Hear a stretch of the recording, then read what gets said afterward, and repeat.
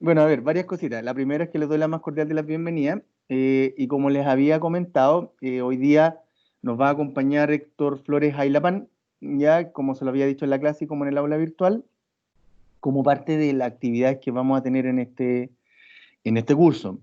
Ya, con Héctor tenemos una relación de amistad y de trabajo también, ya casi me atrevería a decir 10 años, Héctor, ¿o no? Más o menos como 10 años. Y por lo tanto ha sido una relación bien buena, sobre todo porque ambos trabajamos en el ámbito infanto-juvenil. El Héctor trabaja en un ámbito mucho más especializado que tiene que ver con situaciones de vulneración de derechos de los niños, niñas y adolescentes, ¿ya? Esta cosa que tiene que ver como parte de la red de colaboradores de Sename y que de una u otra manera forman parte de las políticas públicas de nuestro país, ¿ya? Héctor ha tenido un muy buen trabajo en toda la línea, me atrevería a decir yo, más comunitaria, ¿no, Héctor? Sí, de intervención directa con familias, pero también mucho del eje comunitario, bastante. Entonces, gracias. Entonces, ¿qué es lo que pasa? Que mi idea, digamos, de mostrarle esto tiene que ver con que primero, cuando se trabaja en general en el ámbito infanto-juvenil, uno tiene que considerar a los niños dentro de una familia, suponiendo que la familia sea un factor protector, porque a veces es un factor de riesgo, pero por otra parte también tiene que ver con que se trabaja en comunidades y en esta lógica no tan solo trabajando con el sistema escolar, sino que también con otro sistema y no necesariamente el sistema judicial viendo como a un niño que delinque, sino que también como un niño que tiene que ser protegido por el sistema judicial debido a una serie de situaciones que han pasado, ¿ya? En los últimos años, yo me atrevería a decir ya 10 años al menos, que todo el formato gubernamental que trabaja en este caso, en la protección de los NNA, como hemos visto, de los niños, niñas y adolescentes, se ha ido especializando. Existen diferentes instancias o etapas, por llamarlo así, como las OPD, ya que son las oficinas, digamos, protección de derechos de la infancia, también están los DAM, que tiene que ver con cuando hay situaciones ya graves de vulneración de derechos, y están los programas de prevención focalizada, que es lo que el Héctor se ha estado desarrollando. Entonces, la idea del bloque de hoy día de la mañana tiene que ver con que el Héctor nos va a explicar en qué consiste el trabajo que él desarrolla. Es una cosa bien conversada. Si ustedes quieren como preguntarle algo a Héctor, pueden activar el micrófono sin mayores problemas. Y la idea está en que podamos aprender de algo que a mí me interesa mucho que puedan aprender hoy día, chiquillos, en el curso, que tiene que ver con cómo los psicólogos trabajamos desde la red pública, desde cómo es que se tiene que trabajar intersectorialmente y con otras instancias, con otras redes, así como también ver a los niños como sujetos de derechos. ¿Esto qué quiere decir? Que los niños tienen derechos, no saben muchas veces exigirlo, obviamente, porque son niños, pero sí tienen derechos y uno tiene que actuar como defensor de sus derechos. Para cerrar y dejarle la palabra al Héctor, el Héctor ha hecho un muy bonito trabajo en todos estos años. Y finalmente, le diría yo que el exalumno fue un muy buen exalumno. Eh, y bueno, como yo le había comentado, dentro de su trayectoria, él fue uno de los artífices de que la Universidad Central no se vendiera, digamos, como a otro organismo y por lo tanto la universidad hubiese cambiado mucho. Entonces, siempre voy a agradecer eso, Héctor, delante de todos los estudiantes. Y nada, te dejo la palabra para que puedas como comenzar con tu presentación. Bueno, chiquillos y chiquillas, buenos días. Para mí es un gusto estar acá en este espacio. Hace un par de años ya que no estaba en una cátedra asociada al profesor Ricardo. Para mí la idea de hoy es que podamos conversar, ¿ya? Así que yo sé que hay muchas ideas sobre lo que significa trabajar en una OCA, es decir, un organismo colaborador de Sename, del mismo Sename. Probablemente muchas vamos a estar de acuerdo, ¿ya? Así que mi idea es que por favor vayan sumándose a partir de las críticas que tengan, a partir de las dudas que vayan presentando, ¿sí? Eso nos va a ir ayudando poco a poco también a ir construyendo una imagen más actualizada de lo que significa la intervención en infancia, ¿sí? Ahora, ¿qué les puedo comentar? Mi pega desde el año aproximadamente 2014 en adelante ha sido desempeñarme en el formato de prevención, ¿ya? Anteriormente, de 2014 hacia atrás, era difícil encontrar programas que trabajaran prevención en infancia. Ya nosotros venimos de una lógica desde el 90 en adelante, donde la intervención más que nada se funda en reparar aquellas situaciones que han sido instaladas en ciertas dinámicas familiares y se ocupa este término que yo creo que quizás a más de alguno le va a hacer ruido, que es reparación. ¿Ya? Es intervenir posterior a la crisis. Hay muy pocos programas, como les comentaba, que intervienen previo a la crisis, ¿sí? Oficialmente estamos nosotros, y antes también estaban los programas de prevención comunitaria, los PPC, que fueron cerrados hace un par de años atrás y fue una situación bastante lamentable a la hora de cómo el gobierno, y aquí es muy importante entender la división entre Estado y gobierno, va comprendiendo las políticas públicas, ¿ya? Eh, Profesor, no veo la presentación en grande, solo la veo como en un espacio. No sé si puede volver a poner su cámara porque quizás a veces se puede ver en grande. ¿Allí?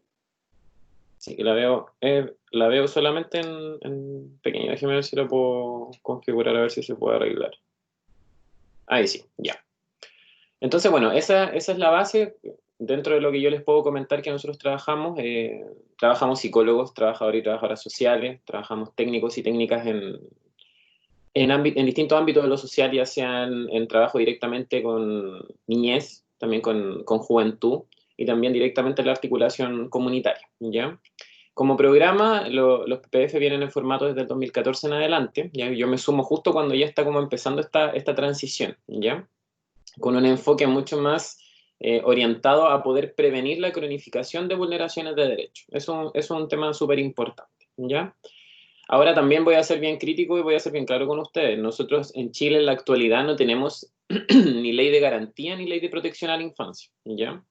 Eso es bien complejo, porque, por ejemplo, en el área de, no sé, transgresión de ley o en el ámbito más sociodelictivo, si existe una ley que regula a los chicos y chicas que tienen bajo los 18 años, ¿ya? Por lo tanto, ahí sí el Estado, como política transversal, se preocupa de normar, castigar y tener un enfoque punitivo sobre los niños, niñas y jóvenes que transgreden ciertas normas, que si ustedes se fijan también son normas que imponemos los adultos.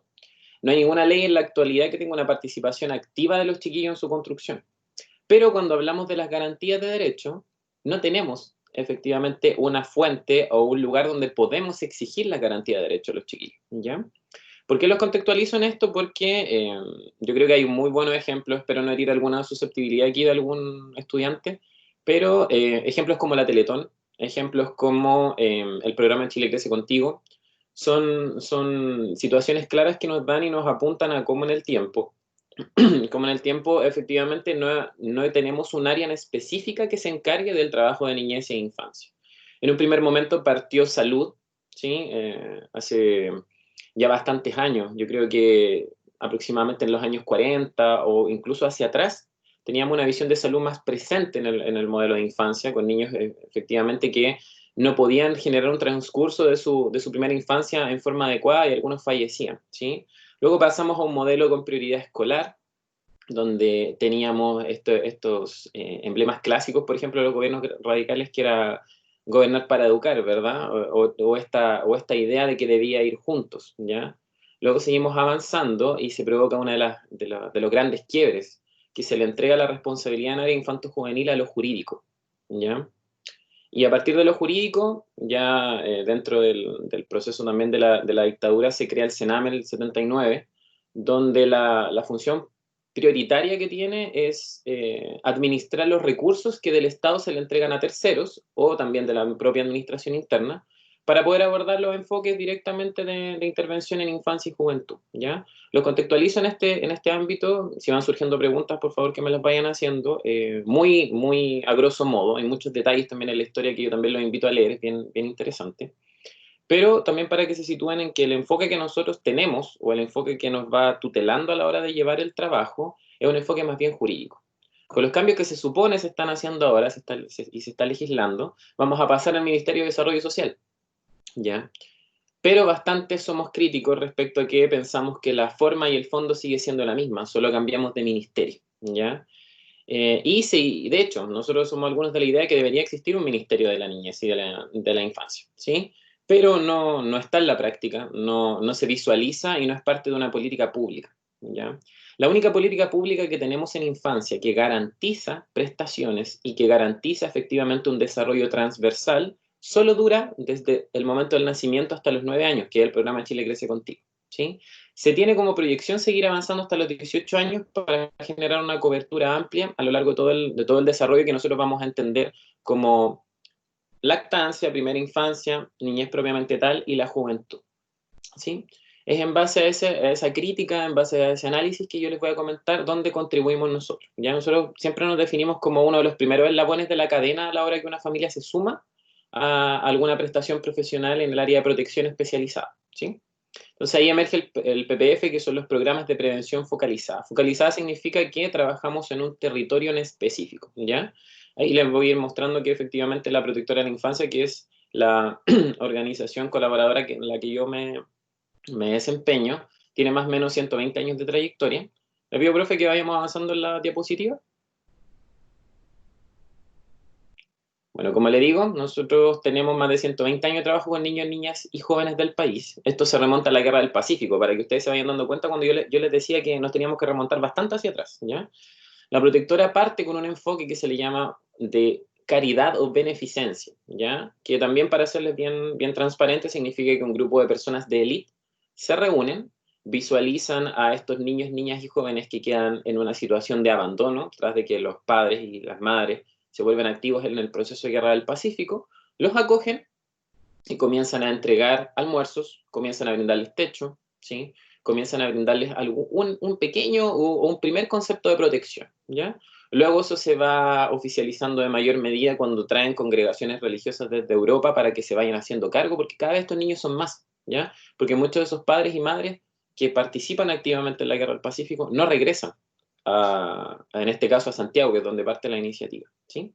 Así que a partir de eso, las congregaciones religiosas, que dentro de la historia de estos intentos de protección a la niñez y la juventud son muy vitales, se hacen cargo. Y de ahí, en una mezcolanza entre lo religioso y el aporte de beneficencia y caridad, surge la Protectora de la Infancia hace más de 120 años. Somos la OCA que tiene más tiempo funcionando, ¿ya? Cuenta con 39 proyectos sociales, dentro de los cuales se destaca PPF, que es donde trabajamos nosotros, ¿ya? Se destaca también el área de reparación, como les decía en un principio, que son los programas de reparación al maltrato y al abuso, que son los PRM, y también tenemos la modalidad residencial o de acogimiento formal, ¿ya?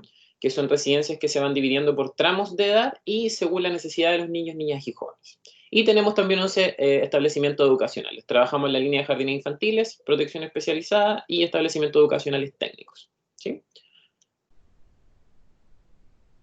¿Con quién trabajamos nosotros? Aquí tengo un ejemplo particular de PPF, que era uno de los que me desenvolvía cuando trabajaba de psicólogo interventor, que, por ejemplo, en el caso de este PPF trabaja con 104 niños, niñas y jóvenes. Yo quiero también que eso sea súper importante y se den cuenta.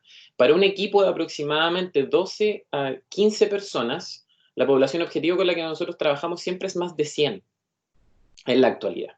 Por tanto, imagínense que en promedio una dupla debe trabajar con 25 niños, niñas y jóvenes. Ustedes saben que eso también lleva un impacto, si se miran también sus propias familias, eso significa que tenemos en promedio 2 o 3 integrantes que forman parte de ese sistema, ¿ya? Por tanto, nuestra intervención tiene que apuntar a todos ellos. Ahí ya les voy sumando un concepto extra que tiene que ver con el desgaste en el ejercicio también del rol, ¿ya? Trabajamos desde recién nacidos, me tocó también el privilegio de poder trabajar con adultos y adultas que tenían el desafío de ser mamás primerizo, ¿ya? Ser papás primerizo, y desde ahí, dame un segundito.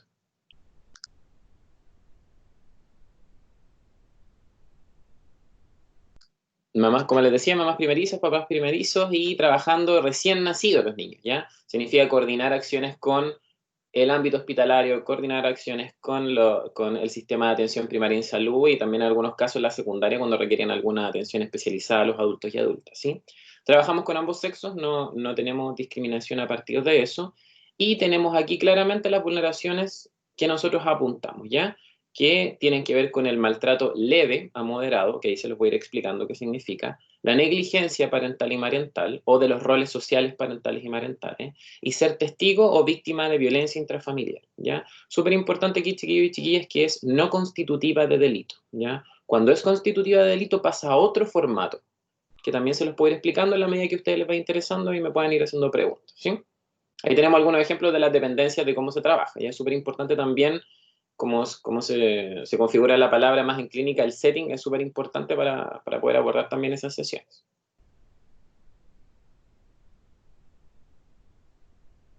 Bueno, aquí está lo que nosotros hacemos en específico, ¿ya? El objetivo general de nosotros como programa es fortalecer las competencias de cuidado y crianza de los adultos y adultas, ¿ya?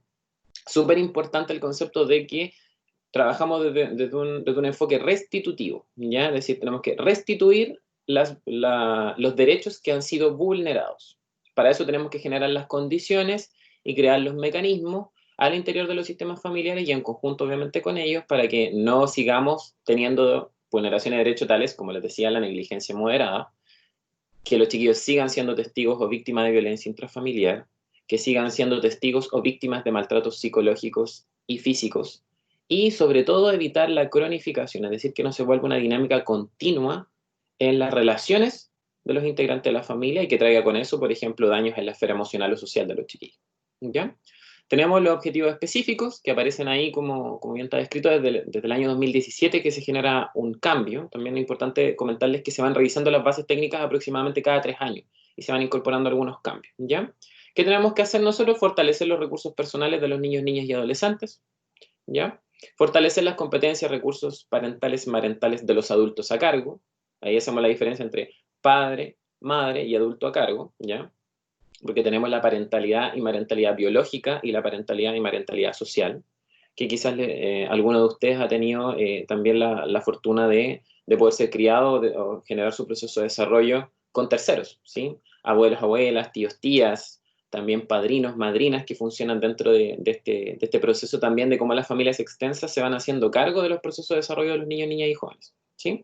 Y promover la incorporación, que aquí es donde el profesor Bascuñán también hacía alguna referencia a mi trabajo al principio, que es promover la incorporación de cogarantes. ¿Qué significa un garante? Es un garante complementario a el enfoque restitutivo de los derechos, ¿ya? En el ámbito sociocomunitario, que es, yo creo que una de las pegas que a mí me ha gustado más dentro del trabajo que llevo en psicología, y que, como les decía, la idea es que sustente y facilite los cambios de este sistema familiar. Nosotros trabajamos mucho con los establecimientos educacionales, con los centros de salud primaria, secundaria y terciaria. Hemos también trabajado con la red de empleos, que también tienen la serie de adultos y adultas, con el sistema de protección social local, que son las municipalidades. Así que ahí hay unos buenos ejemplos, ¿ya? Aquí está un poco describirles cuáles son lo que nosotros vamos entendiendo como causal de perfil y causal de no perfil. ¿Qué significa esto? Que necesitamos que el sistema familiar cumpla con ciertos requisitos para que los podamos nosotros recibir en el programa y prestar nuestros servicios profesionales. ¿Por qué dividimos? Que es un enfoque también que se cuestiona bastante, porque al dividir nos volvemos específicos y especialistas en ciertas temáticas, ¿ya? ¿Eso qué genera? En lo positivo, que tenemos profesionales que se van volviendo técnicos y se van volviendo especializados y los postítulos que van realizando también apunta a eso. ¿Cuál es lo negativo? Que se va generando un hilo y se va generando una cadena de listas de espera en los programas. Por ejemplo, si nosotros, como ustedes observaban ahí, tenemos más de 100 casos, eh, quizás podemos dar cabida, de esos 100, podemos dar cabida a 90 en un primer momento, luego ampliamos nuestras plazas completas, pero van quedando derivaciones en el camino, ¿ya?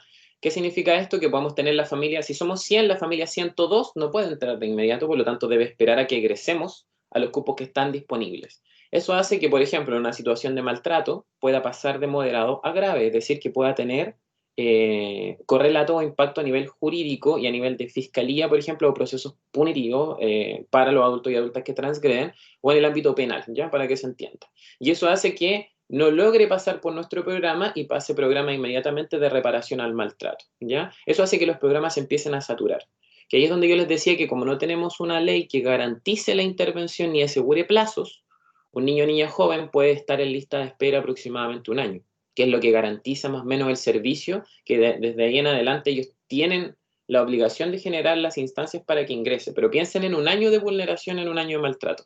Es algo que a nadie nos deja indiferente y muchas veces nosotros realizamos bastante trabajo previo al ingreso. ¿Ya? Tenemos muchas sesiones, muchas intervenciones previo al ingreso y también desde lo concreto, chiquillos, y desde el modelo económico, esos no son asegurados en cuanto a su pago. ¿Ya? A nosotros nos pagan por generar el servicio técnico que les estoy presentando. ¿Ya? Así que también al trabajar en infancia y en juventud en nuestro país, mucho se ve de la malentendida buena voluntad. ¿Ya? Y eso también genera menoscabo muchas veces en nuestro trabajo. Eso también es importante irse dejando claro. ¿Ya?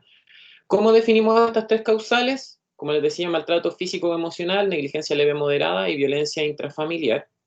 Lo constitutiva de delito es todo lo que no aparece aquí, ya en la parte de abajo que está con verde.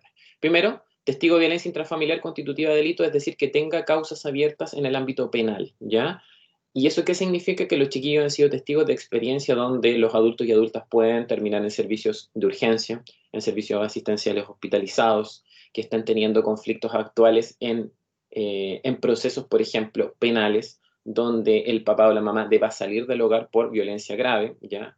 Por tanto, esa vertiente ya implica un maltrato donde no podemos abordar nosotros desde lo educativo, que es uno de los grandes paradigmas que trabajamos nosotros, sino que necesita un proceso terapéutico de frecuencia alta, es decir, semanal. Y eso lo prestan los PRM, ¿ya? Que son los programas de reparación al maltrato. Tenemos maltrato psicológico grave, donde provoca un menoscabo y una alteración progresiva en los conceptos de autoimagen, de autoconcepto, de autoestima, ¿ya? Que necesitan nuevamente el enfoque terapéutico requerido, ¿ya? Maltrato físico grave, como les decía, que tiene denuncia actual en fiscalía o policía.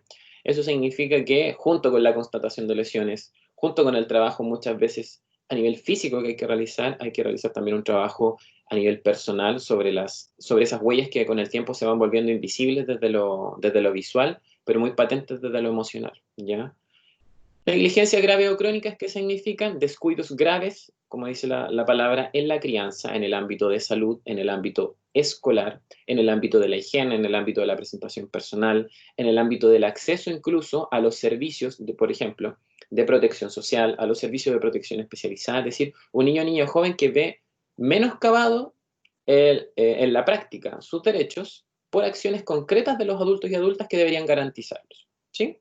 Y lo último que sí o sí no es causal del programa es otras vulneraciones de derechos que afectan a los niños, niñas y jóvenes que sí sean afectas de delito, por ejemplo, abuso sexual o violación. Eso entra en otro proceso que quizá en algún momento podríamos conversar más en detalle, pero ya es una situación mucho más grave que requiere atenciones más especializadas y en menor periodo de tiempo, ¿ya? Héctor, ¿podrías como a los estudiantes como, pues, por supuesto, obviamente dentro de los márgenes de la confidencialidad de los nombres de las personas, pero contarnos alguna situación de las que a ti te ha tocado ver para que los estudiantes puedan hacer de mejor forma la bajada? Y ¿Sí? esto a pito de que de repente uno tiende a pensar que como maltrato es como una cachetada, que por cierto no hay que legitimarlo. Pero Ujú. cuando hay situaciones de maltrato, yo recuerdo haber tenido muchachos que el papá les tiraba escupos, por ejemplo. Sí. Entonces, para que puedas como contarle a los estudiantes como alguna de las experiencias y así puedan ir como visualizando de mejor forma lo que es maltrato, lo que es negligencia y otras vulneraciones como tú mencionas en las causales de no perfil que también puedan ejemplificar todo. Por favor, Héctor. Miren, en Gracias. específico, yo creo que ahí la pregunta del profesor nos permite entregarle una información que espero les moleste y espero que les incomode. Ya ese es el objetivo de entregárselo. Nosotros venimos funcionando hasta la actualidad con lo que se denomina ley de menores. ¿Ya? El concepto de menores, el concepto de niño de autos, el concepto de referido, todo implica una reducción de toda la infancia y la juventud a lo jurídico, ¿ya? Y a concepciones y a marcos legales que van describiendo procesos que netamente son sociales, ¿ya? Que tienen que ver con el desarrollo del concepto de infancia y de juventud. Nos limita, los parcela, los reduce. Y esa ley de menores, si ustedes también la pueden leer, en ciertos apartados valida ciertas formas de violencia de los adultos y adultas hacia los niños. Y esa ley en particular está inspirada en una ley que se desarrolló en los años 20. Por tanto, nosotros seguimos funcionando en un marco jurídico de comprensión de la infancia que se sustenta en 1920, para que vayan comprendiendo en el tiempo el dejo que se ha tenido por parte del Estado, ¿ya? Hay grandes discursos que se van desarrollando. Si ustedes se fijan, cada vez que cambia el gobierno o cada cuenta pública se habla de la infancia y se escucha reventar los aplausos en el Congreso, particularmente asociado a ello, pero en la práctica no pasa nada, ¿ya? Y eso es súper importante y quiero instalar el concepto de que genera una molestia. Cómo nosotros en el desarrollo de la interacción con la infancia y la juventud de nuestro país vamos a seguirnos normando por leyes que tienen su base en los años 20. Los invito a que vayan revisando, si tienen un tiempo, la ley original de menores, los cambios que se hicieron en el 60 y los cambios que se hicieron en la década de los principios del 2000, particularmente a través del cambio de la ley de subvenciones, que es la 20.032. Ahí se van a dar cuenta que no hemos cambiado mucho y hay mucho que los adultos seguimos manteniendo de adultos céntricos en nuestra forma de ver la niñez y la juventud, ¿sí? Ejemplos concretos de intervenciones muy perfil PP, ¿ya? Nuestro foco, profesor, si cambia a la siguiente diapositiva, ahí lo puedo explicar de mejor forma. Ya. Nuestro foco de trabajo como PPF, como les decía, tiene que ver con lo educativo. Ya es una palabra que se va sumando dentro de los detalles que le estaba entregando. Por lo tanto, nuestro foco es fortalecer, desarrollar y generar una rehabilitación en el ámbito de las competencias parentales y marentales. ¿Ya? Ahí, si ustedes ven, hay varios círculos. Eso sí es un esfuerzo que hemos ido intentando construir un poco, ya que desde el servicio no operacionalizan el concepto de PPF, nosotros lo vamos trabajando desde ahí. ¿Ya? ¿Qué realizamos nosotros o cómo podemos desarrollar nuestra intervención particular desde el PPF? Primero, comprendiendo los sistemas. Si ustedes se fijan ahí en el color morado, rojo y verde, aparece la forma en que nosotros vamos entendiendo la relación entre los sistemas. Subsistema filial, subsistema conyugal parental y el microsistema familia. Es ahí donde nosotros intervenimos, con estilos que tienen que ver con entrevistas, que nos permite recopilar información, con el ámbito de las consejerías, que significa que nosotros abordamos los problemas de vida que van teniendo las familias. Por ejemplo, un nuevo embarazo dentro de la familia, una riña o disputa por la crianza, una transgresión del concepto de transgresión muy entendido desde el modelo adulto, ¿ya? Un concepto de transgresión que los adultos y adultas generan o presentan respecto a un niño o niña joven, es decir, no me hace caso lo que yo le digo, ¿ya? Ese es como el concepto que primero va orientando la consejería, que tiene por objetivo ir rearmando, actualizando o también mostrando ciertas disonancias a la hora de que nosotros vamos comprendiendo la forma en que se va desarrollando el proceso de co-construcción de normas y límites. Nosotros tenemos ese enfoque súper patente, siempre la co-construcción. ¿Por qué los chiquillos y chiquillas muchas veces no incorporan las normas y límites? Porque son muy ajenos a lo que ellos ven en la realidad. Y también nos pasa que no tiene nada que ver con los requerimientos, las necesidades, los deseos y las motivaciones que ellos tienen, ¿ya? Y en algunos casos, terapia breve, ¿sí? Y en el ámbito grupal, que nosotros le llamamos grupalidad, pero en un ámbito mucho más sistémico, presencial en la intervención, tenemos consejerías familiares, tenemos grupos de trabajo con jóvenes, con niños y con adultos y adultas, y también formatos de terapia breve familiar que generalmente lo hacemos los psicólogos y psicólogas, ¿ya? Y ahí, como dice también en el sector más de color naranjo, en la parte inferior derecha, trabajamos también con derivaciones, coordinaciones y reuniones estratégicas con la comunidad, ¿sí? Es decir, nosotros en un periodo de aproximadamente 16 meses buscamos trabajar aspectos educativos de, por ejemplo, reconocimiento y expresión emocional con los chiquillos y chiquillas. Trabajamos también en el fortalecimiento y en el desarrollo de sus habilidades sociales, ¿sí? En los entornos potenciales familiares con grupo de pares o en los entornos escolares. Y con los adultos y adultas lo que trabajamos básicamente es desarrollar asertividad, ¿sí? El proceso de escucha y respuesta empática, el reconocimiento del marco de derechos que tienen los niños, niñas y jóvenes, y también fundamentalmente ir destrabando todos los nudos asociados a las confianzas. Muchas veces los adultos y adultas se olvidan que también pasaron por esos procesos, y que hay inseguridades, y que hay preguntas que no tenemos respuesta, y que hay cuestionamientos existenciales, y que también hay una necesidad de ir aprendiendo a regularse, y que primero para nosotros regularnos a nivel de niñez y juventud, necesitamos auxiliares que nos vayan mostrando el camino, ¿sí? Eso es como en el área de nosotros, ¿ya? Y ahora hago la diferencia con lo que pedía el profesor, en las situaciones de maltrato grave, donde por ejemplo aparece el abuso sexual, aparece la violación, aparece el maltrato grave, ¿ya? O el maltrato sistemático, lo que nosotros vamos viendo son inmediatamente acciones, primero en materia jurídica, porque como estamos al alero, no olvidar que estamos al alero de este paradigma más jurídico, es Tribunal de Familia quien se encarga de garantizar los derechos de los chiquillos cuando las familias no son capaces de hacerlo, ¿ya? Por tanto, nosotros tenemos inmediatamente que realizar un proceso de despeje y escucha activa de aquello que ocurre en el sistema familiar. Si recibimos directamente algún relato de abuso o maltrato grave, debemos inmediatamente construir un documento que debe ser entregado a Tribunal de Familia. Y desde ahí también orientar y sugerir medidas cautelares. ¿Qué significa? Que cautela o regula la situación proteccional de los chiquillos. Donde se destacan, por ejemplo, institucionalizaciones, que pueden ser en los formatos CENAME, que son los CREAD, o pueden ser también en instituciones de las redes colaboradoras de CENAME, ¿ya? Ahí también los invito a mirar aquello que pasó en el sur, que probablemente ustedes deben estar informados, donde también necesitamos estar supervisando activamente, o sea, desde ahí el servicio también tiene muchas deudas en la supervisión, ¿ya? Y en la forma en cómo supervisa, ¿sí? Y también lo que se va aspirando y se va desarrollando es primero una constatación de lesiones, un periodo de espera y luego un ingreso efectivo a programas reparatorios. Que ahí también funciona el concepto de la psicología que trabaja un proceso terapéutico, donde primero vamos dándonos cuenta y vamos diagnosticando la dimensión, ¿sí? Vamos viendo efectivamente qué áreas la vulneración ha afectado, donde podemos irnos dando cuenta que puede ser en el área, como les decía, de la autoestima, del autoconcepto, puede ser las relaciones con los grupos de pares, puede ser que el niño joven haya sido muy activo en sus relaciones sociales y luego ha tenido una tendencia a las conductas más internalizantes, de evitación, por ejemplo. Otros se vuelven, de cierta forma, transgresores de las estructuras que van viendo, ya sea en el colegio, con su grupo de amigos o al interior de la familia. Y posteriormente a todo este proceso de diagnóstico y caracterización empezamos una intervención para hablar de los conceptos de trauma, ¿ya? Que eso ya es una línea un poco más específica, pero tiene que ver con cómo los chiquillos y chiquillas van dándole un sentido y van construyendo una historia asociada a la experiencia que les ocurrió, donde sí nos vamos incorporando terceros, que podemos ser los psicólogos y psicólogas, trabajadores y trabajadoras sociales, médicos, ¿sí?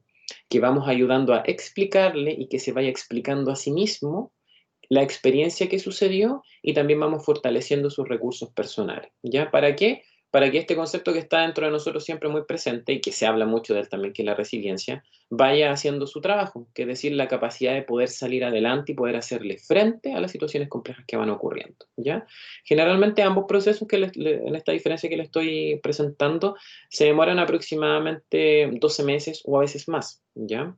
Ahora también existen ciertos casos, profesor, donde cuando nos damos cuenta que generamos estos procesos de reparación, tratamos de generar espacio educativo y la familia efectivamente no es capaz, de esta familia nuclear o la familia donde está inserto el niño o niña joven, no es capaz de poder hacerse cargo de lo que sucede, buscamos otra familia, ¿ya? Que son también los formatos de acogimiento familiar, ¿ya? Los formatos FAE, que son familias de acogida especializada, donde llegan, por ejemplo, a casas de personas y adultos como nosotros, que toman el desafío de incorporar a la familia en forma transitoria, algunos niños, niñas y jóvenes, o también hay formatos donde los propios integrantes de la familia extensa, tíos, abuelos, parientes, por ejemplo, de incluso de otras regiones, deciden hacerse cargo de los chiquillos en forma transitoria. Y finalmente, si ninguno de estos caminos o canales resulta, llegamos al ámbito de la adopción, que también les paso a comentar que no tenemos una ley de adopción actualizada, ¿ya? Y como último dato les puedo comentar de eso, que ¿quién tiene la prioridad número uno de adoptar en nuestro país? Son el hombre y la mujer que se encuentran casados. Prioridad número uno. Segunda prioridad, hombre y mujer que se encuentran casados en el extranjero. Y luego la tercera prioridad viene siendo, por ejemplo, hombres y mujeres que no se encuentran en una relación formal, llámese matrimonio, o personas de manera individual que quieran realizar procesos de adopción. Lo que ustedes comprenderán que dificulta tremendamente el poder hacernos cargo como sociedad y también por motivaciones personales de la infancia y la juventud que ha sido vulnerada en sus derechos o que efectivamente no tiene el apoyo familiar. Y por otro lado deja de lado todas las formas complementarias de familia, ¿sí? Todo el concepto que se va ampliando, es decir, las familias que puede haber un solo integrante, las familias homoparentales, también se va desarrollando ese concepto y todas las trabas jurídicas que las personas que pueden tener una visión distinta del mundo y una forma distinta de comprender nuestra sociedad van generando para que nosotros no podamos, en el concepto amplio de familia, llegar a los procesos de adopción, ¿sí? Yo creo que se entiende también que esas trabas no vienen de las mismas familias muchas veces, sino que vienen de este sistema legislativo que pone trabas para que nosotros podamos acceder a ello, ¿sí? No sé, profesor, si más o menos ahí hago una descripción. Yo sé que tiene muchos más matices, ¿ya? Pero traté como de resumir un poquito eso. No, mira, como ir complementando varias cosas que tienen que ver con lo siguiente. Uno de los autores que tenemos que revisar, digamos como el pronto, digamos, porque ya está en la presentación de PowerPoint que estábamos viendo por si acaso, Héctor, que tiene que ver con la perspectiva de Bronfenbrenner, que tiene que ver con esta cosa más ecológica. Y Modelo cuando de se campo, habla- claro, un modelo y cuando, ecológico. el y cuando se habla digo, cuando este autor propone esto, tiene que ver con que en el fondo las personas, y en este caso los niños y las niñas, se encuentran inmersos en diversos tipos de sistemas, ¿ya? Sistemas que tienen que ver no tan solo como con la familia, y cuando uno habla de la red extensa familiar, tiene que ver con tíos, tías, qué sé yo, u otros parientes, no necesariamente, o sea, se habla como no con los niños, digamos, con quién el niño vive, sino con quiénes más el niño puede contar. Y esto es muy relevante porque parte del trabajo que Héctor realiza tiene que ver con que hay que prevenir que el muchacho siga pasándolo mal o que la niña lo siga pasando mal. Se deben activar redes y por lo tanto todas estas redes involucran el trabajar con estos familiares, así como también muchas veces, chiquillos, muchas denuncias de maltrato infantil llegan producto de derivaciones que hacen los colegios. ¿Sí? Uno puede hablar muchas veces del sistema educativo, lo mal que funciona, que la calidad de la educación, pero en general algunos colegios son muy buenos como para detectar y recoger las situaciones de abuso sexual. Y por lo tanto, el colegio también se puede transformar en una red de apoyo a la que se puede activar. Y ojo con un poco lo que decía también el Héctor cuando habla de que también hay que hacer trabajo con los sistemas de salud, porque de una u otra forma el maltrato infantil, la negligencia puede generar daño significativo en el funcionamiento psicológico. Y curiosamente, como también lo decía el Héctor con este tema de evitar la cronificación, es que muchas veces los papás, muchas veces las mamás ya pasaron por estas situaciones y por lo tanto los hijos empiezan digamos, a vivir lo mismo, por llamarlo así, que los papás y sus mamás vivieron. Y por lo tanto la idea está en poder romper esa cadena asociada a la violencia intrafamiliar, asociado al maltrato, asociado a la negligencia. Entonces, en esta lógica, muchas de las cosas que el Héctor hace tiene que ver con que se trabaja con muchos sistemas. Si ustedes se han fijado, el Héctor ha hablado de muchos conceptos jurídicos y eso tiene que ver con que en este ámbito lo jurídico juega un rol fundamental, ya sea por la existencia de leyes o algunas muy anacrónicas, pero también porque, y esto acá, fíjate lo que voy a decir Héctor, pero después para que lo puedas retomar, si quieres ya, pero tampoco con el fin de avivar la polémica, pero en realidad la polémica se va a avivar igual. Ujú. Hace 2 años atrás, a mí me invitaron ¿cómo se llama? A Curicó, a un seminario de derechos de la infancia y promoción de derechos de la infancia. Dentro de los derechos que los niños tienen, chiquillos, tienen el derecho al buen trato, tienen el derecho a ser bien tratados, a recibir alimentación, a recibir, digamos, estar bien vestido, como parte de las 50, digamos, como 50 derechos que aparecen asociados en la Convención de Derechos de los Niños, Niñas y Adolescentes, ¿ya?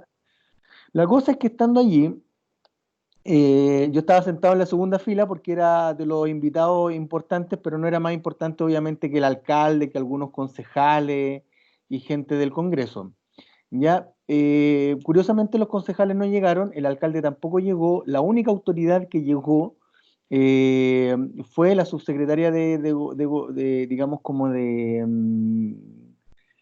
me acordé de la división, Carol Bowen, ¿ya? Y la senadora Jimena Rincón.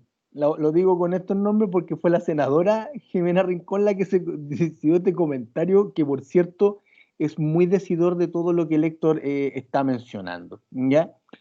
Ya habiendo transcurrido 50 minutos de retraso en la actividad, la senadora se paró, tomó el micrófono y dijo, bueno, parece, dijo, que las autoridades cuando necesitan votos se acercan a este tipo de actividades. ¿Ya? Así partió, lo digo porque lo recuerdo con lujo de detalle porque fue muy curioso todo lo que pasó.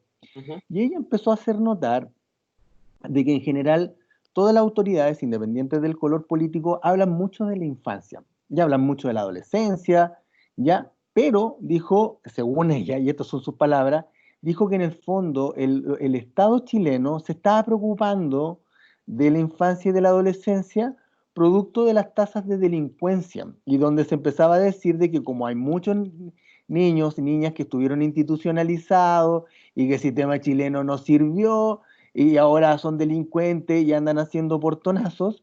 Entonces, por lo tanto, hay que intervenir para prevenir estas cosas.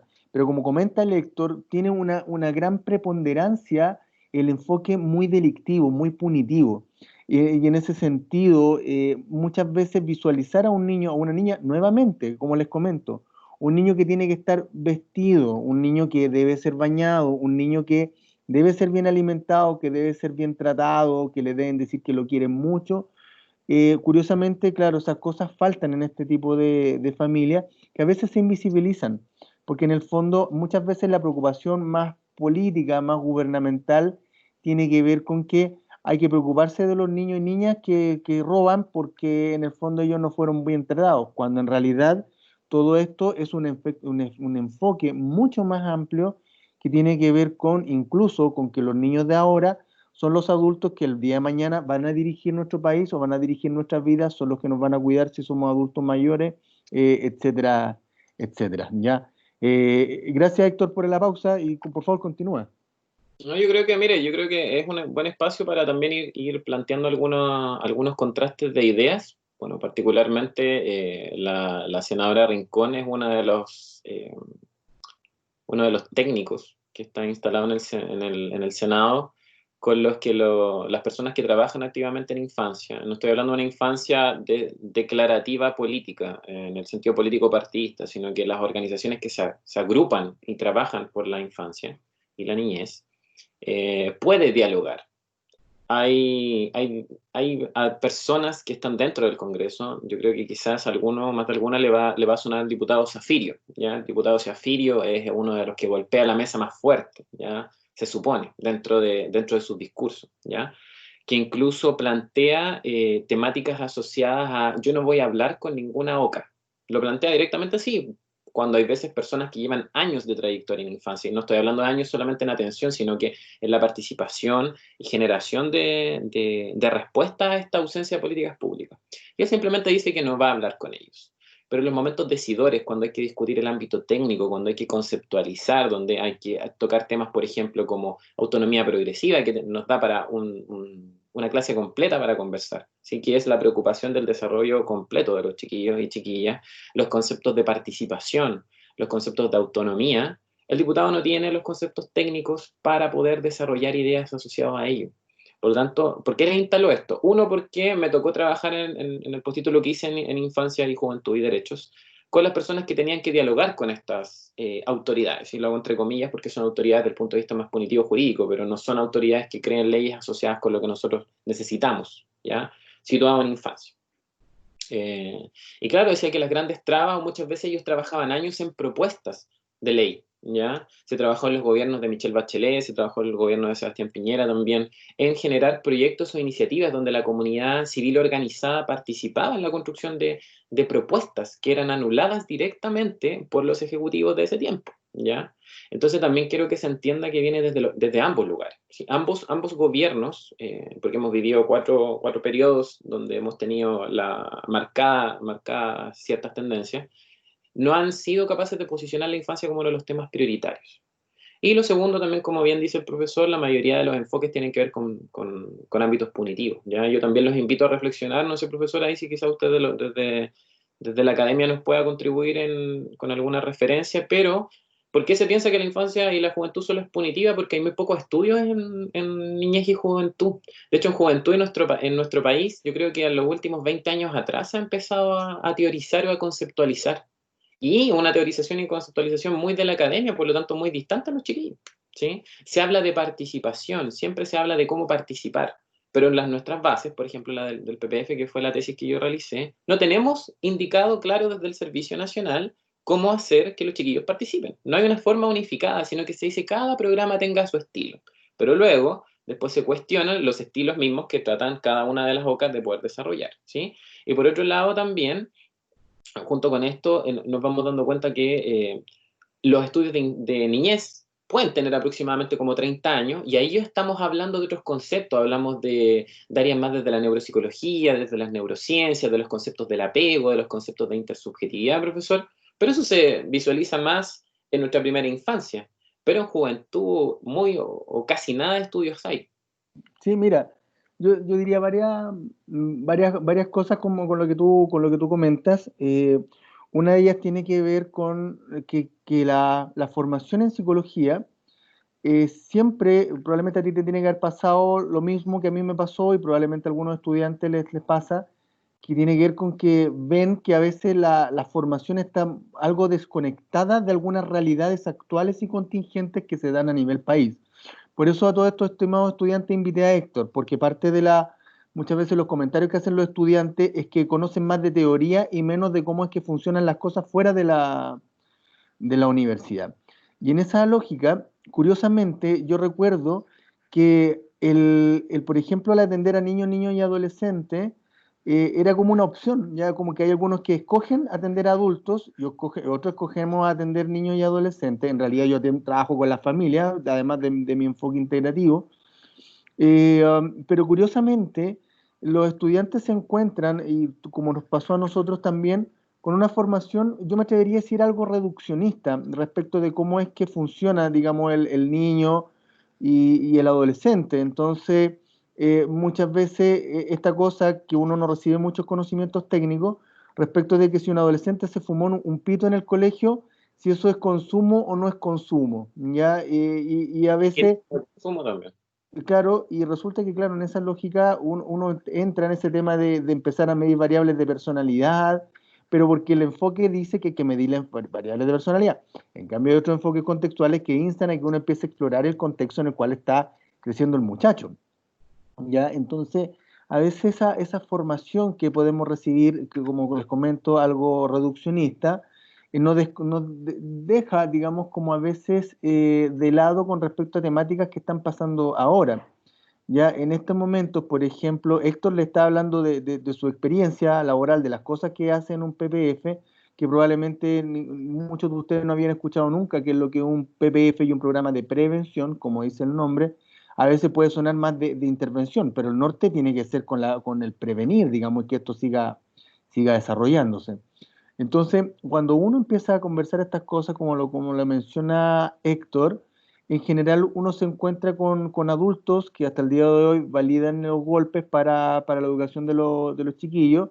Uno se encuentra con que los adultos a veces, además que producto de la cantidad de trabajo que tienen menos tiempo para compartir con sus hijos, a veces uno se encuentra con que a veces las funciones cognitivas de algunos padres asociadas a la capacidad de reflexión y de abstracción, que son parte de las competencias como para ir mirando si uno lo está haciendo bien como papá o no, están medias disminuidas, ya porque ellos mismos no fueron a sistema de educación formal y en el fondo funcionan más desde lo concreto, entonces no logran como mirarse como lo están haciendo.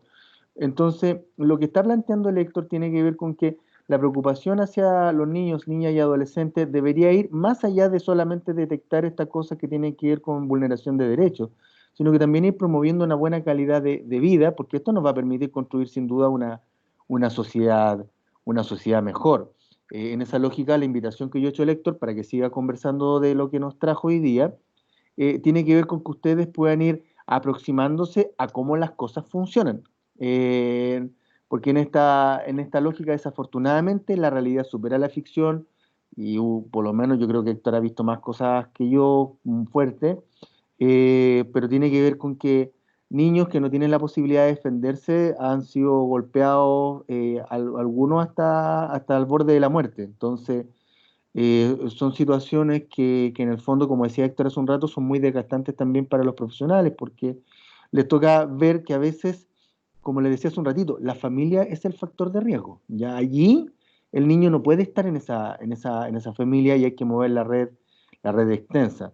Te dejo, Héctor, para que sigas, por favor, continuando con tu presentación. Vamos a avanzar a la siguiente diapositiva para ir contextualizando lo que decía también el profesor Ricardo respecto a qué es lo que se trabaja, ¿ya? Si ustedes se fijan también, chiquillos, yo siento también harta cercanía desde los procesos formativos de la Central. Yo me traté de siempre formarme ahí, pero también tratar de ser crítico con los docentes que a mí me hacía ruido las cosas que me planteaban, ¿ya?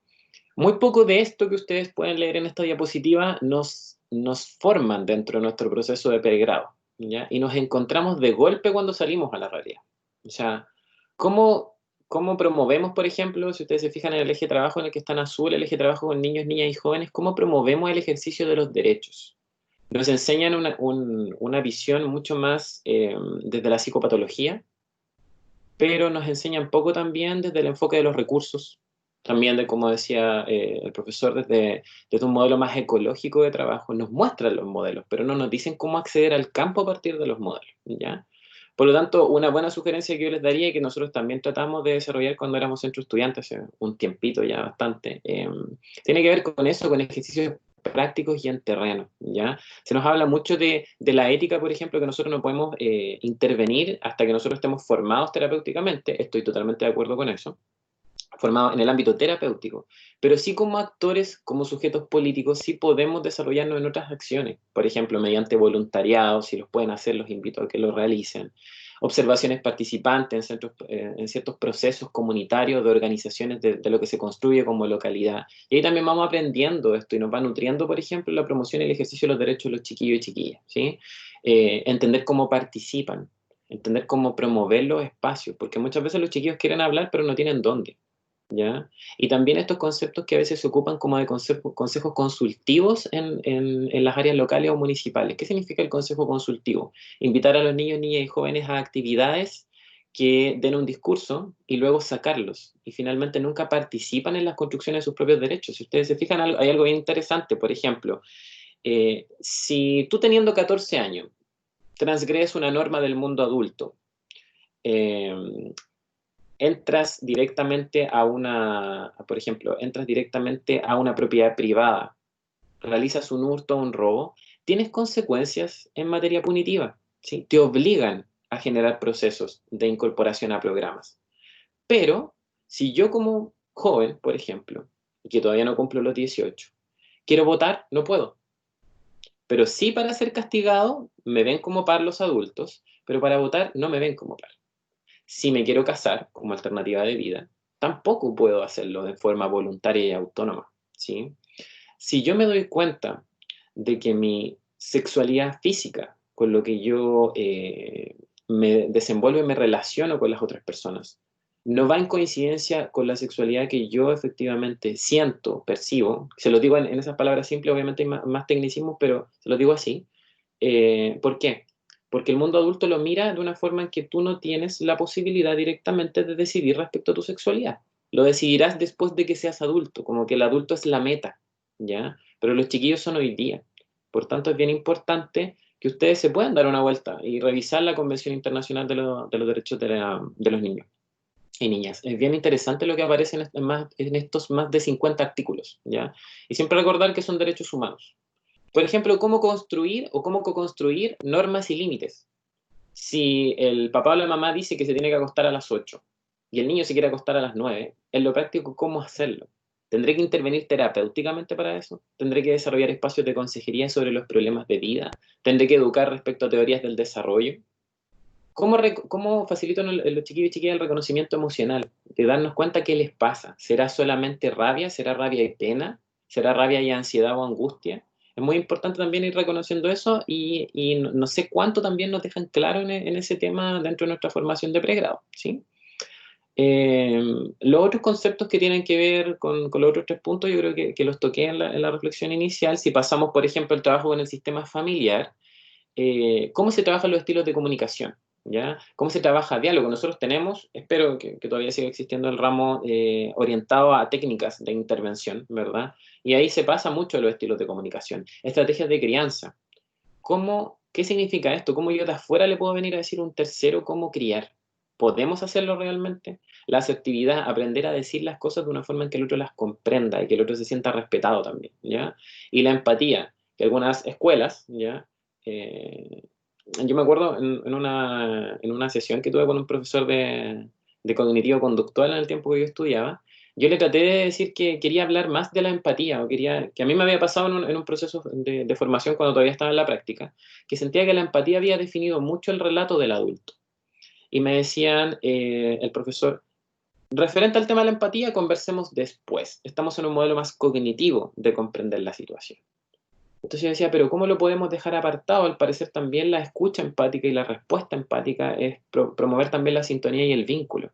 Entonces, cómo vamos mezclándolo e incorporándolo en las teorías, muchas veces nos parcelamos, ¿sí? El enfoque integrativo que tiene el profesor Bascuñán yo creo que pone también en entredicho esto de irnos parcelando dentro de nuestra misma formación, ¿ya? ¿Cómo psicoeducamos? ¿Y qué psicoeducamos? ¿Cómo, por ejemplo, las competencias que nosotros vamos adquiriendo en etapas del desarrollo se las vamos transmitiendo a los adultos sin que quede como rígido, sin que quede como estático, ¿ya? Y lo que de frentón muchas veces, y quizás también los invito a analizar la malla, yo no he visto la última malla, eh, ¿cómo trabajamos con redes? ¿Cuáles son las redes? ¿Cuáles son las políticas públicas que están a la base de las interacciones de redes que tenemos? Los conceptos de intersectorialidad. ¿Hay lucas para hacer eso? ¿Sí? Es muy importante porque a veces los psicólogos y psicólogas cuando salimos trabajamos en la elaboración de proyectos. Tenemos que parar proyectos, implementarlos y evaluarlos. Y es casi nada lo que tenemos de esa formación, ¿ya? Cómo cuantificarlos y cómo darle características cualitativas también. Es súper importante, ¿ya? ¿Por qué les comento esto? Porque esto es lo que nosotros hacemos en la práctica y también la reflexión de fondo va para que ustedes también puedan irlo pensando y puedan también irlo incorporando dentro de sus propios procesos de estudio complementarios, ¿ya? Y también cómo trabajar en grupo, ¿ya? Eso también se los dejo como una gran inquietud. Yo creo que es un trabajo, por lo menos a nivel personal, de los que me ha dado más gratificación, trabajar en procesos de grupos con jóvenes, que es lo que me gusta mucho a mí, con jóvenes con situaciones de vulneración de riesgo que han sido altas, ¿ya? Cómo eso nos va enriqueciendo, cómo se va enriqueciendo en la experiencia, como tú como facilitador de procesos y no como tallerista o como interventor con el dominio absoluto de la técnica, sino que facilitando los procesos emocionales de los chiquillos, apoyándolos, conteniéndolos y que ellos también te contienen a ti frente a las dinámicas propias que van pasando en los grupos, ¿ya? Eso, profesor, respecto a esta lámina. Y aquí está el ejemplo práctico de cómo se interviene. Aquí esto es un mono más o menos con muchas cosas, pero se los voy a resumir o tratar de hacerlo lo mejor posible. En la parte roja de la lámina, en el área izquierda, ustedes pueden ver que está el preingreso a los programas. ¿Qué significa cuando evaluamos el perfil? ¿De dónde llegan, como decía el profesor Ricardo? Tribunal de Familia, Fiscalía, Educación, Salud, etcétera. Es decir, son las potenciales redes que a nosotros nos derivan, ¿ya? Si tenemos un perfil acorde al programa, pasa a nuestra lista de espera y podemos intervenir, ¿ya? Lista de espera, que recuerden, si yo les comenté al principio, que nosotros tenemos una cantidad de plazas definidas. Por ejemplo, podemos trabajar con 100 niños. El niño 103 debe esperar para poder ingresar. ¿Por qué? Porque no tenemos ley de garantía, es decir, no nos asegura plazos. Por ejemplo, hay un niño que puede esperar 3 meses y otro puede esperar un año, ¿ya? Eso es bien importante dejárselos claro. Si no es perfil, derivamos al programa que sea necesario en estos conceptos focalizados y especializados. Luego, en los primeros de 2 a 3 meses, se realiza lo que ustedes también van a ir conociendo o ya bien conocen, que tiene que ver con los procesos diagnósticos, ¿ya? Se diagnostica a nivel individual, se diagnostica a nivel familiar y se diagnostica a nivel comunitario. En la actualidad, chiquillos, en el trabajo en terreno no se puede hacer solo un diagnóstico individual. Muchos de los grandes problemas que a veces tenemos, trabajando, por ejemplo, con los servicios de salud, es que diagnostican a nivel individual. Y también los conceptualizan como pacientes, ¿ya? Es decir, que estamos a la espera de una atención. Versus la visión que también tratamos de tener nosotros, que son sujetos activos, que participan dentro de su sistema, ¿ya? Luego que tenemos caracterizado eso, pasamos a la construcción y a la intervención propiamente tal. También en los 3 niveles, si diagnosticamos y generamos objetivos en los 3 niveles tenemos que intervenir. Y vamos desarrollando jornadas donde nos juntamos todas las familias y vamos conversando ciertos temas. Hay otros días que también la pasamos bien, nos hemos ido, por ejemplo, a la playa, al embalse El Yeso, hemos ido a museos, simplemente para pasar un buen rato, porque la familia también dentro de la intervención no puede ser todo formal, también necesita distenderse un rato, ¿ya? Y dentro de estos dos procesos siempre vamos aplicando instrumentos que nos van diciendo, en la calidad de usuario de un servicio profesional, creo que lo vean así, cómo estamos realizando el servicio, para ver si tenemos que cambiar de profesional, para ver si tenemos que modificar algo, Si ellos consideran que no estamos haciendo bien la pega, es súper importante que nos vayamos evaluando porque nosotros no tenemos el conocimiento absoluto. Luego, en la parte ya de color morado, y particularmente en la que tiene morado con una solapa amarilla, va terminando la intervención, que son los últimos 2 meses. Si generalmente intervenimos todas las semanas, de alguna forma, ya sea con intervención presencial, llamados telefónicos, etc., vamos disminuyendo la cantidad. Por ejemplo, si vamos a egresar en el mes de diciembre, ya en el mes de octubre, si tenemos, por ejemplo, 6 intervenciones en ese mes, ya en el mes de noviembre tendremos 4, ya en el mes de diciembre tendremos 2, y ya en el mes de enero, junto con la despedida, diremos que ya finalizamos el proceso. Es decir, también tenemos que ir saliendo, porque la idea no es que se vuelvan dependientes a nosotros, sino que se generen las capacidades para que puedan ser dependientes de ellos mismos inicialmente, para luego ser autónomos en una siguiente fase, ¿ya? Y lo último que aparece en morado completamente, que es que también como somos falibles, somos profesionales, las ciencias sociales no tienen respuestas únicas, nos pasa muchas veces que no nos alcanza el tiempo. Si ustedes sacan la cuenta, iban 16 meses.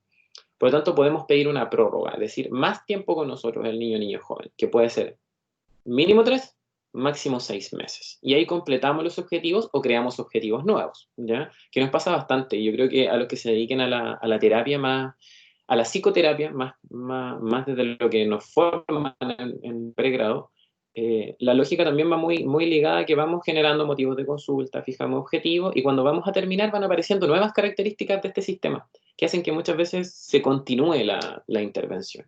Creo que también hay que y la experiencia les va a ir dando la sutileza para poder ir cortando ciertos hilos de dependencia que en un primer momento son altos, sobre todo en estos espacios familiares donde hay vulneración a derechos, como les decía, que son graves, y son muchos los problemas que los afectan. Y también tener muy claras las expectativas, chiquillos. Muchas veces podemos partir, lo voy a hacer en porcentaje, ya no caracteriza para nada la realidad, pero para que lo entiendan. Si partimos con un 100% de problemática de la familia al momento del ingreso, quizás al egreso vamos a egresar con un 60% resuelto y un 40% pendiente, ¿ya? Y eso también es un logro, porque no tenemos todas las competencias para poder resolver problemas de salud, problemas de consumo problemático de drogas, problemas de abandono, problemas de institucionalizaciones previas. Es decir, también tenemos que entender y siempre a la familia ajustar las expectativas en conjunto. Quizás no vamos a poder lograr el 100%, en algunos sí se logra, y vaya que se siente bien a nivel profesional, cuando puedes egresar un caso que te das la mano y dice terminamos bien el proceso. Pero en algunos no, pero también las familias van reconociendo, sí, efectivamente tú me comprometiste 60%, logramos 50%, anduvimos cerca, ¿ya? Las otras cosas, por lo menos teorizarlas o por lo menos dialogarlas para que vayan viendo qué otras estrategias poder tener, ¿ya? Y nunca también, siempre, un muy buen consejo, nunca en un caso que no está 100% resuelto, caso en el tema administrativo, a eso me refiero, nunca un caso que esté 100% resuelto, egresarlo sin conexiones con redes. Como decía el profesor Ricardo, es súper importante que se mantenga activo la red de salud, que esté monitoreándolo la red educacional, que también haya una relación con el municipio si se necesita, ¿sí? En el ámbito de empleabilidad, de mejoramiento de la vivienda. Todos esos conceptos que a veces son muy ajenos a nosotros. ¿Cómo solicitar, por ejemplo, una vivienda de emergencia? ¿Cómo gestionar un terreno? ¿Cómo acceder a beneficios sociales? Yo no tenía idea cuando salí y lo tuve que aprender. ¿Con quién contactarme? ¿Qué es el Departamento de Acción Social? ¿Qué es la UMIL, por ejemplo? ¿Sí? Son desafíos que también van a ir apareciendo en su práctica, ¿ya? Así que si tienen la oportunidad de conocerlos, e incluso antes de salir, conózcanlos. Si pueden hacer voluntariados, hagan voluntariados. Les va a servir mucho en la práctica para ir entendiendo lo que nosotros trabajamos, ¿sí? Eso de esta parte de profesor yo creo que también resume bastante lo que yo les quería explicar hoy día a los chiquillos. Y aquí están potencialmente cómo trabajamos, que es la última diapositiva, y quizás, bueno, si alguien tiene alguna pregunta o podemos poner en diálogo algunas ideas, sería súper bueno. Ahí estamos, pues. Aquí yo les puse el ejemplo de mi PPF donde trabajé 5 años, formé parte de varios procesos bien enriquecedores a nivel personal. Así tratamos de trabajar en este círculo, ¿ya? En este círculo que trata de ejemplificar el trabajo en red, que es lo que tenemos que hacer, ¿ya? Donde están todos, donde vienen derivados por tribunal hasta la demanda espontánea, que puede ser un mismo vecino o vecina de la comunidad que nos dice necesito apoyo, porque no sé qué hacer, ¿ya? Y es totalmente válido no saber qué hacer. Una de las primeras cosas que les digo es, probablemente usted va a lograr los mismos resultados que tiene ahora en la crianza. La diferencia es que usted se va a cansar menos o se va a sentir más competente al momento de hacerlo. Y por otro lado va a tener a su hijo o su hija, o al niño o niña joven que esté bajo su cuidado, más atento a lo que usted le dice, con más sintonía, se van a ir conociendo más, ¿ya? también el sistema y la forma en cómo funciona el sistema laboral, el de protección, etcétera, nos va alejando entre los integrantes de la familia. Y eso es muy importante irnos dando cuenta, o sea, de quién debe ser dependiente en el tema emocional, de quién debe ser dependiente en el tema económico, ya no es tema, no lo miremos así. O sea, las relaciones que se van generando más que una dependencia, nosotros siempre tenemos que fomentar la autonomía, fomentar el desarrollo, fomentar la autoactualización, ¿ya? Como si van a ver después un formato de intervención o de teorización en psicología que por lo menos yo soy afín, que es el modelo más humanista, ¿ya? Yo creo que esa es la invitación de lo que les puedo hacer. Espero que les haya gustado más o menos lo que les intenté presentar. Yo sé que son muchas ideas. Pido disculpas si a alguno no le quedó 100% claro. Les traté de dar varios conceptos, varias nociones para que ustedes también investiguen. A mí el profesor me decía que hay estudiantes de segundo y de tercero, ¿ya?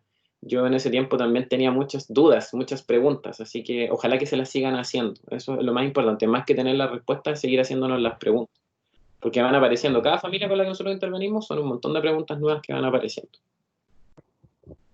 Bueno, varias cosas. No sé si alguno de ustedes, chiquillos, chiquillas, tiene algún comentario o alguna pregunta que quiera hacer, reflexiones. El espacio está abierto. Si no están de acuerdo con el que dije también, por favor, déjenlo. ¿Sí? No sé si alguien quiere opinar y no tiene bien la conexión, pero a ver, voy a ir haciendo como una pequeña, digamos, como integración de todo lo que ha aparecido. ¿Sí, Javiera, quieres comentar algo? ¿No? Ya. O, no sé. ¿Aló? ¿Alguien quiere decir algo? ¿No? Profe, Dime, Daniel, por favor. bueno, primero que nada, gracias Héctor por habernos presentado todo esto, porque yo por lo menos, para mí es súper revelador toda esta como, es como muy revelador como toda esta ensalada de conceptos que para mí antes no eran tan cercanos. O sea, bueno, para mí en cierta parte sí son cercanos porque, bueno, mis papás, por ejemplo, trabajan en terreno con todas estas cosas. Mi viejo es- eh, o sea, mi mamá trabaja como psicóloga haciendo capacitación y todo eso en el Ministerio Público. Y mi viejo es asistente social, entonces, como que, si bien gran parte de todo esto es nuevo, como que no me va a ser tan complicado entenderlo posteriormente. Pero a lo que voy es que me impresiona eh, como que yo antes no tenía considerado que esto pudiera tener posterior relación con la política. O sea, ni siquiera en la política con lo que hacen los políticos, así. El psicólogo es en sí un sujeto político que necesita de las herramientas, que necesita de herramientas precisamente políticas para poder desempeñar su labor en terreno. Eso. Sí, mira, no sé si Héctor quieres como responder o comentar lo que dice Daniel. No, yo creo que se lo voy a responder desde Héctor a Daniel, como más allá de la disciplina. Yo creo que muchas veces Daniel nos instalaron esta lógica que la política es política partidista en sí misma. Cuando nosotros vamos interviniendo nos vamos dando cuenta que somos sujetos políticos en la medida que tenemos que participar activamente hay un concepto bien interesante en el ámbito más social de intervención que habla de transformar las relaciones de poder que existen entre las personas. Por ejemplo, entre un padre, una madre y su hijo, su hija, entre la comunidad con la familia que no está recibiendo beneficios, entre el municipio con los adultos y adultas que forman parte de un sistema, entonces, e incluso de nosotros mismos como interventores cambiaron y siempre estar atento a esas relaciones de poder y cómo las vamos cambiando. También eso se articula y se entiende como acción política. Mira, gracias. Y otra cosa que yo que también puedo complementar tiene que ver con lo siguiente, con que esta cosa de ser como sujetos políticos, de cómo es que nosotros vamos participando, curiosamente, los psicólogos gradualmente estamos entrando en esferas más políticas. Ya, por lo menos yo lo que les he comentado, Juan Ignacio Latorre, que tuvimos la posibilidad de ser compañeros, independiente si uno está de acuerdo o no con el partido político en el cual él está, que está como que entre el Frente Amplio, Revolución Democrática, en fin, no sé en qué estará eso. Pero Juan Ignacio, por ejemplo, es senador, ya de formación psicólogo, y él está, digamos, como participando de varias comisiones, y esto tiene que ver con que hay marcos legales que tarde o temprano hay que transformar, porque de una u otra manera, si no es ley, no existe como una, por decir comillas, una obligación. Y por lo tanto, claro, efectivamente uno te podría decir de que en realidad uno no tendría por qué sentirse obligado a ayudar a los niños, siendo que en realidad hay que ayudarlos porque hay que ayudarlos, digamos, porque es nuestro capital futuro, una de las poblaciones que son más vulneradas en general. Entonces, todas estas cosas tienen que ver con marcos legales, lo que dice el Héctor de las transformaciones en las relaciones de poder, muchas veces falta la opinión técnica y a veces la misma cultura tiende a resistirse a las opiniones técnicas, o sea, en general esta cosa de evitar pegarle a los niños, como que curiosamente todavía hay parte de la cultura que lo considera válido como una práctica de crianza. ¿Me siguen? Entonces, un poco lo que comenta el Daniel también tiene que ver con que todos en algún momento, o la gran mayoría, o algunos, hemos tenido familiares que trabajan en el sistema gubernamental y nos hablan mucho del tema de la intersectorialidad, nos hablan mucho de que existen leyes que uno se tiene que aprender, que a veces el conocimiento que uno recibió en pregrado no es suficiente como para insertarse en algunos lugares como en el que está el Héctor, y por eso en esta lógica, y el Héctor lo hace notar, esta capacidad de la formación continua, esta cosa que tiene que ver con el aprendizaje, que se tiene que seguir desarrollando posterior a nuestra carrera, porque cada entorno tiene conceptos diferentes, tiene realidades diferentes, tiene factores diferentes, y como lo que me comentaba el Héctor, a veces nos enseñan muchas veces un diagnóstico muy individual o muy DSM, ya que es lo que van a ver en psiquiatría. Sin embargo, hay que tener también diagnósticos familiares, diagnósticos situacionales y hacer diagnósticos particularmente asociados a la interacción de los sistemas escolar, de salud, por ejemplo, ¿sí? No sé si alguien más quiere como comentar algo, ¿sí? ¿No? Pareciera que no. Bueno, varias cositas. Héctor, estoy muy agradecido del apoyo que nos has dado hoy día, la experiencia que has compartido. Me siento muy orgulloso y aprovecho también de mencionar que te admiro harto en términos de la carrera que has estado desarrollando. Y sobre todo porque de una o la otra forma actúas como un garante del derecho de los niños, niñas y adolescentes. Probablemente gracias al empeño personal que has demostrado, has logrado sacar adelante muchos casos y que eso finalmente al final del día nos hace reencantarnos con los procesos de cambio, con los procesos de transformación y que mejorar la calidad de vida de los niños, niñas y adolescentes existe la posibilidad, está la probabilidad. Así que obviamente te agradezco harto, Héctor, y muestro mi admiración con lo que tú has estado desarrollando. ¿Sí? Bueno, gracias, profe. De mi parte, también agradecerle a los chiquillos. Espero que haya servido. Vuelvo a insistir en el tema de que yo sé que es una gran cantidad de conceptos. Ojalá que alguno pueda detenerse también a irlos mirando. Yo lo invito a mirar la convención. Yo creo que la convención, al tener carácter supraconstitucional, que a nosotros nos encanta como chilenos firmar cosas que a veces después, perdón, como gobierno chileno firmar cosas que después no suscribimos. Al tener carácter supraconstitucional nos mandata a nosotros con una responsabilidad que es bien interesante, ¿sí?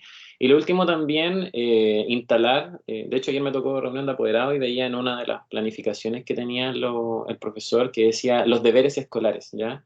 Instalar que desde un enfoque de derecho, que probablemente, y esperemos en algún momento lo puedan ver dentro de la carrera, los chiquillos no tienen deberes, son responsabilidades. Quienes tienen deberes somos nosotros, que somos los garantes de derecho, ¿ya? Eso es súper importante. Garante de derecho que es el Estado, garante de derecho que somos los familiares y garante de derecho que son la red, que es la manifestación de este orden que nos va regulando nuestra relación, ¿ya? Los chiquillos tienen responsabilidades, pero con sus propios procesos de desarrollo y los procesos de desarrollo familiares.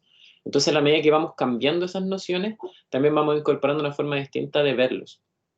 Sí, y como les digo, o sea, yo creo que el proceso de ir formándose complementariamente en este camino de ser psicólogo y psicóloga, yo creo que es bien nutritivo, profe. Por ejemplo, nosotros teniendo la misma carrera, teniendo mucho respeto profesional el uno por el otro, en la práctica estamos en lugares a veces que son o muy complementarios o a veces muy distintos. Están a veces en el terreno, a veces en el espacio específico del setting interviniendo.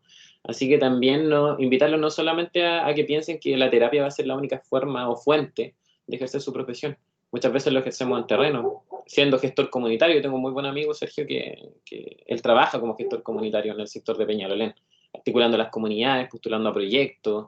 ¿Sí? También el espíritu de los tiempos nos va dando la forma en cómo vamos desarrollando nuestra profesión, más que nosotros guiar el espíritu de los tiempos como disciplina. Muchas gracias, Héctor. Bueno, todo esto Sergio también es un muy buen exalumno, también tuvo una trayectoria muy, muy buena como estudiante. Con el Sergio también estamos armando algunas cosas allá en Peñalolén. Y esto tiene que ver con que en el fondo creo yo que la responsabilidad de nosotros, al menos como académicos, es estar vinculados con la comunidad. Ya eso no puede, por lo menos yo no me concibo encerrado en una oficina. Así Entonces, en esa lógica, chiquillos, yo, digamos, nuevamente agradezco, Héctor, el tiempo que te diste, sobre todo porque te tocan hacer muchas cosas, sobre todo en este contexto pandémico, y que también hayas podido transmitir tanto de tu experiencia como estudiante, digamos, respecto a lo que es la formación y hablar de un contexto específico, especializado, pero tremendamente importante, que tiene que ver con cómo es que se va ayudando a reparar y en el fondo prevenir o bien generar una cultura de buen trato hacia los niños, hacia las niñas y a los adolescentes. Desafortunadamente, claro, a veces en la formación uno se encuentra con más prejuicios de algunos profesores que con conocimiento relativo a esto, y muchas veces yo me recuerdo harto unas palabras que dijo una estudiante hace 2 años cuando le tocó dar el discurso en representación de sus compañeros cuando recibió el título, y decía que ella cuando había entrado a estudiar psicología, había entrado a estudiar psicología porque le habían dicho que era buena escuchando. Se había esforzado durante todos los años para aprenderse bien todas las definiciones, responder bien todas las pruebas, tener muy buen promedio en esa lógica. La Nati fue muy buena alumna. Y la cosa es que cuando le tocó hacer práctica, la mayoría de la gente le agradecía porque la había escuchado. ¿Ya? No tenía que ver tanto con el tema como de los conocimientos técnicos, que por cierto son muy relevantes porque son las herramientas que nosotros usamos para intervenir y para ayudar a las personas. Ya lo usamos en base a conocimiento y que tiene evidencia, digamos, para no dañar a la gente, no equivocarnos y ayudarla lo más posible. Pero curiosamente, esta cosa que profesores que dicen que la empatía, que aquí, que allá, y en el fondo lo que la gente más agradece, y de hecho uno de los factores que fomenta la adherencia en este tipo de programas y en muchos otros, tiene que ver con que vean a un profesional empático, porque uno no puede decir, señora, me imagino lo difícil que debe ser para usted no tener calefacción, que su hija esté perdida en las drogas, mientras usted tiene que criar a su nieto y vender sopaipillas en la esquina y venderlo con él porque no puede dejarlo en otro lugar. Entonces, no me imagino. Claro, obviamente no se debe imaginar porque la señora tiene que estar todo el día en esa realidad, por llamarlo así. Entonces, bajo esa perspectiva, la empatía sí nos puede ayudar a fomentar la adherencia hacia estos tratamientos. Y claro, qué mejor que escuchar desde un exalumno, desde un psicólogo en ejercicio, todo lo que le ha tocado recopilar y como lo que me comenzó a decir Héctor, para ir redondeando por lo menos mi parte, que todo esto viene desde la posguerra. Entonces, como que de una u otra manera ahí empiezan a darse las situaciones de cuando los chiquillos no crecen con los adultos o tienen que crecer con pérdidas y con pérdidas que van a acompañarlos probablemente toda su vida. Entonces, bajo esa perspectiva, yo agradezco mucho, Héctor, lo que tú has expuesto. Y no sé, unas palabras finales que quieras como comentar. Yo creo que, bueno, a lo largo de la presentación traté de posicionar algunas ideas en tema de niñez y de juventud. Yo creo que invitarlos a trabajar con niñez y juventud. Es algo que se van a dar cuenta cuando salgan y empiezan a postular a sus primeras pegas, siempre va a estar muy activo, ¿ya? A veces uno tiene este espíritu de trabajar en salud, por ejemplo, o de poner su consulta particular, que son grandes objetivos y que bien cuando uno los puede realizar. De hecho, son muy nutritivos también a nivel profesional los espacios de ese tipo. Pero se van a dar cuenta que van a aparecer muchas ofertas de trabajo relacionadas con estos espacios, ¿ya? Estos espacios sirven para hacer carrera. ¿En qué sentido? En iniciar este camino, ¿ya? En aprender cómo funcionan los sistemas, en aprender a trabajar y ser activo dentro de los sistemas. Por tanto, también miren la infancia y la juventud como alternativa de desarrollo profesional. Yo no me vería trabajando en otra cosa hoy día que no en familia, y particularmente en el área comunitaria. Pero cuando salí a la universidad, mis profesores muchas veces me deformaron la idea del trabajo comunitario. Entonces, uno se va encantando también en la práctica, porque van apareciendo discursos contradictorios entre los mismos docentes muchas veces. Pues tenemos un profesor que opina de A ciertas cosas y otro profesor que opina de A otras cosas totalmente distintas. Entonces, más que quedarnos con la idea de un docente en específico, quedémonos con el ruido que está provocando eso dentro de nosotros. Y ahí vamos decidiendo en la práctica qué es lo que nos gusta. También comentarles, chiquillos, cuando salgan, tampoco tomar al tiro una beta de hacer un postítulo de inmediato, sino que empápense con la realidad y puede ser que salgan muy clínicos y termine siendo queriendo tener un postítulo en educacional, por ejemplo. Yo tengo varios conocidos y queridas conocidas que han hecho eso. O el mismo Sergio, como estábamos relatando ahora, que partió muy clínico, igual que yo en un primer momento, y ahora está haciendo su magíster en gestión ambiental, si no me equivoco, profesor. Sí, gestión comunitaria. En intervenciones psicosociales en entornos comunitarios, creo que es el que magíster que tienen de la Escuela de Trabajo Social. Sí, así que invitarlos a eso, invitarlos a cuestionarse bastante nuestro rol en la actualidad y tratar de no olvidar estos conceptos de infancia, de juventud, de derechos, de que no son deberes, de que los chiquillos son hoy día, y también que todos somos garantes de los niños, niñas y jóvenes. Si ustedes ven algo en específico, se pueden acercar a los profesores y preguntarles qué hacer, ¿sí? Qué camino seguir, también orientarse, porque hoy día también nosotros podemos estar atentos a lo que les pasa a los chiquillos y chiquillas, ¿ya? Quizás no van a tener los resultados que ustedes esperan. Yo también fui bien crítico al principio diciéndoles que la ley que hoy día se está tramitando es un acuerdo político que no tiene nada que ver con lo que necesitan los chiquillos, ¿ya? Pero eso es mi opinión. Si alguien piensa que efectivamente es lo que se necesita, qué bueno, ¿ya? Pero se van a encontrar con opiniones como las mías. Y ahí es importante ir formando y haciendo escuelas para tener debate, porque en el debate aparecen las ideas centrales, ¿sí? En esto más dialéctico van apareciendo estos nuevos conceptos. Los conceptos es mucho mejor actualizarlos en una dialéctica, en un cuestionamiento, en una crisis conceptual, que simplemente en un aprender contenido de forma como más pasiva, ¿ya? Sean bien dialécticos y bien críticos a partir de eso. Bueno, gracias Héctor por todo lo que has comentado. Y bueno, vamos a hacer un pequeño break, chiquillos. Son las 9:47. Volvamos a las 10:15, ya como para hacer un repaso de algunos de los contenidos que vio el Héctor y así finalizar la clase de hoy día. Ya, así que tómense un break. Héctor, te pasaste. Muchas gracias y que tengáis muy bonito día. Ya, porque estén muy bien, chiquillos y chiquillas también, y gracias, profe, por su buena disposición. ¿Ya? Que estén muy bien. Hay que trabajar en red. Así es. Chao, chao. Cuídate. Vamos a detener la grabación.